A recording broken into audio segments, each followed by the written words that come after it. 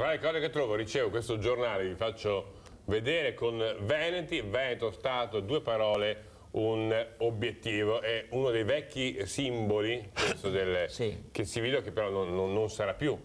No, questo rimane come realtà culturale, nel senso è uno dei simboli dei due partiti indipendentisti che si sono presentati all'ultima tornata elettorale in Veneto, che avevano come candidato presidente Silvano Polo, e è uno dei due che assieme a Partito Nazional Veneto, che aveva come candidato presidente Gianluca Panto, si sono presentati alle elezioni, adesso si sono uniti e hanno dato vita, assieme a una larga fetta di aderenti a quello che era Progetto Nord-Est del compianto Panto, hanno dato vita a questo nuovo movimento, questo partito politico che si chiama Veneto Stato.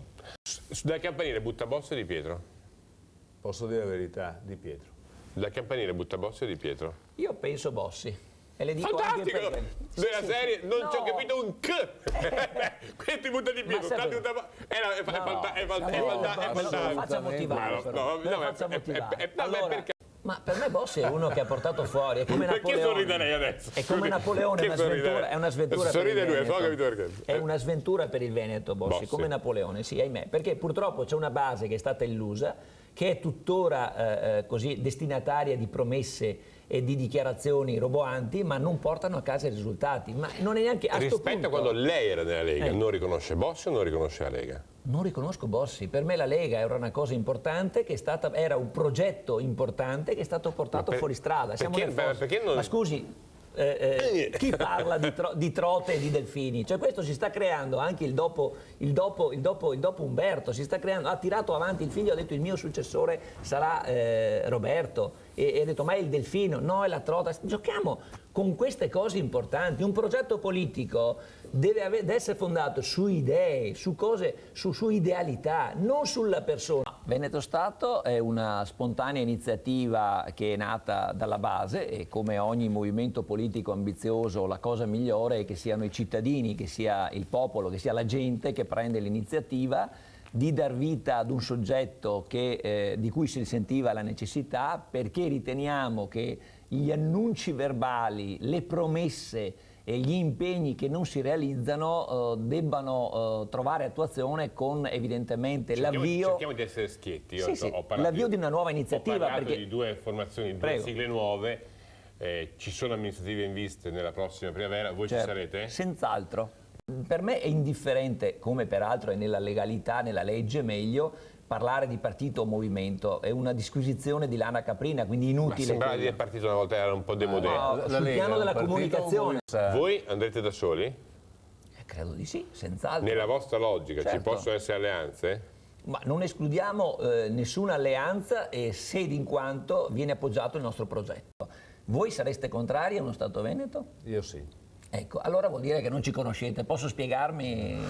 Lei pensa di convincerlo? Certo, ma sta scherzando. No, per carità. Allora, innanzitutto a me piace ascoltare. Morosini è convinto di convincere Bottacini a votare Veneto Stato. Non solo, ci scommetto, come è avvenuto nella mia esperienza, che non è ahimè recente, in Consiglio regionale, allorché presentai la risoluzione per il diritto all'autodeterminazione del popolo veneto, dopo la discussione in aula, buona parte del Consiglio si orientò e approvò favorevolmente questa nostra determinazione. Perché dico Veneto Stato è importante?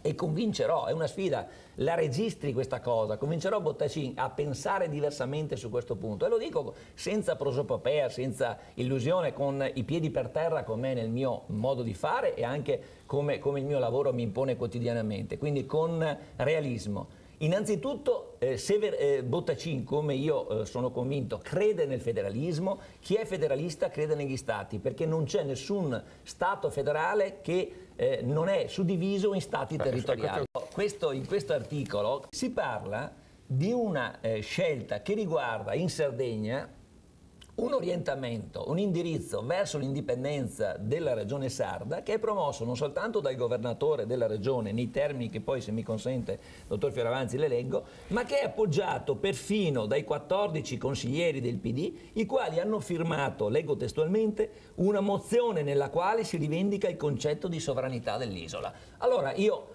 dico a Bottacin, e del quale ho grande stima quantomeno della sua serietà intellettuale e quindi della sua correttezza, del suo impegno politico, perché questa nuova formazione che voi rappresentate a sinistra non ha il coraggio di prendere una posizione su un argomento che tra l'altro i vostri compagni, i vostri colleghi, i vostri amici della Sardegna, con i quali avete militato assieme fino a pochi giorni fa, ci sono su Facebook i gruppi Sardegna Libera, Sardinia Naturale, hanno sostenuto con una mozione che parla di indipendenza, di concetto di sovranità. Voglio dire, il futuro è quello delle identità locali che sono intelligentemente organizzate e proiettate in un quadro europeo, tutto da ridisegnare ovviamente, perché quello attuale non va bene, perché gli stati risorgimentali sono ormai superati. A Roma non si cambia nulla. La Lega, ecco perché noi siamo al di là della Lega, non contro la Lega. La Lega è quella dei proclami, non riesce a Roma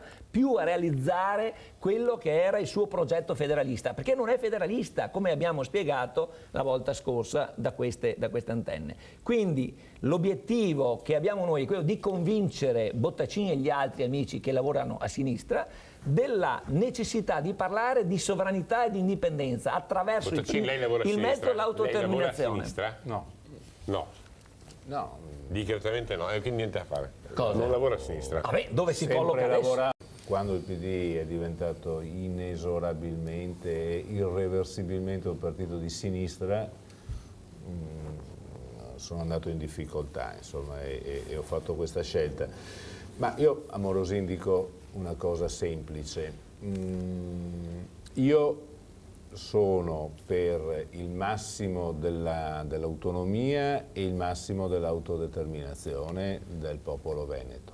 Sono due cose diverse. Nello stesso tempo credo che un paesetto, una Slovenia un po' più grande, da 5 milioni di abitanti, nel panorama europeo e mondiale avrebbe molti meno spunti, molte meno opportunità competitive di crescita, di sfida, avrebbe molte meno possibilità di guidare i processi che contano che non un grande paese da 50-60 milioni di abitanti. Volevo però dire a Bottacin, se lei mi consente, che non è vero che parlare di Veneto Stato sia limitante o provinciale, lui non ha usato questa espressione, la uso io perché non la temo.